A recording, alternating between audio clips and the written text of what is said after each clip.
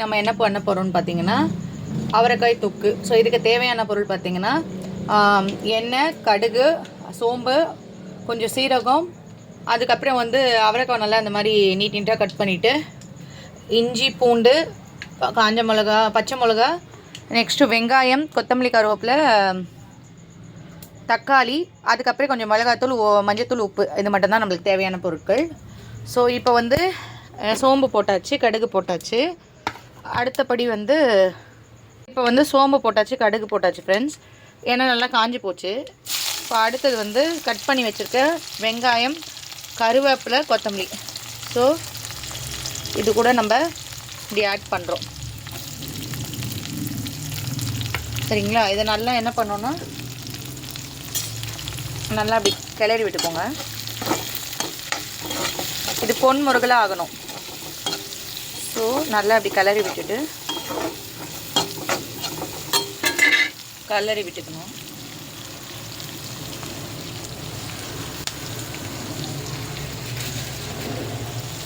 So இப்போது தேவையான அளவு கல் உப்போ சால்ட்டோ ஏதோ உங்களுக்கு தேவையான அளவு போட்டுக்கோங்க.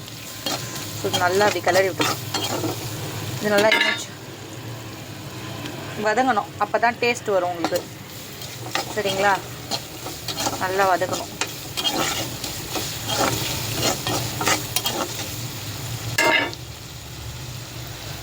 இது நல்லா வதங்கணும் ஃப்ரெண்ட்ஸ். வதங்கினா தான் டேஸ்ட் அதிகமாக இருக்கும். சரிங்களா? இஞ்சி, பூண்டு. ஸோ இது நல்லா அழகாக உங்களுக்கு இது டேஸ்ட்டுக்கு ஏற்ற மாதிரி போட்டுக்கோங்க.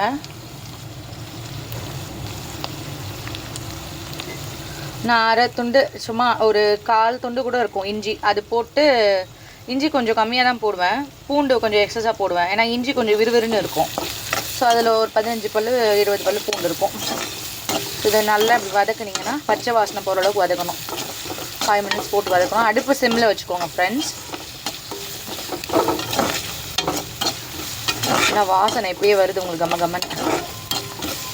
வீட்டில் இருக்க மசாலாஸ் போட்டே நல்ல அழகான குழம்பு வைக்கலாம். ஸோ இதெல்லாம் ஹெல்த்தி, ரொம்ப ஹெல்த்தியும் கூட. சப்பாத்திக்கு, சாதத்துக்கு, இட்லி, தோசை கூட இது தொட்டு சாப்பிட்லாம். ரொம்ப டேஸ்ட்டாக இருக்கும் உங்களுக்கு.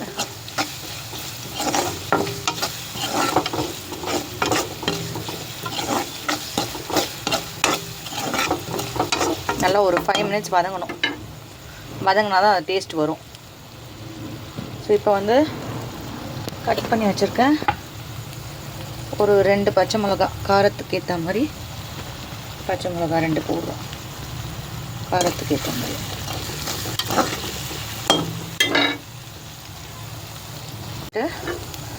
நல்லா அப்படி வதக்கி விடுங்க.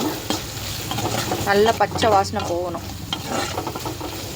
அப்போ தான் டேஸ்ட் வரும்.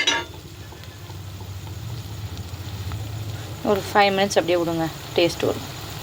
சிம்மில் வச்சுருங்க அடுப்பை. அப்போ தான் உங்களுக்கு வந்து அந்த தீயாமல் இருக்கும்.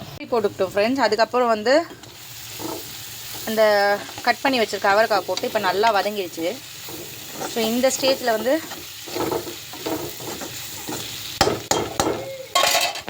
மிளகாத்தூள் போடலாம்.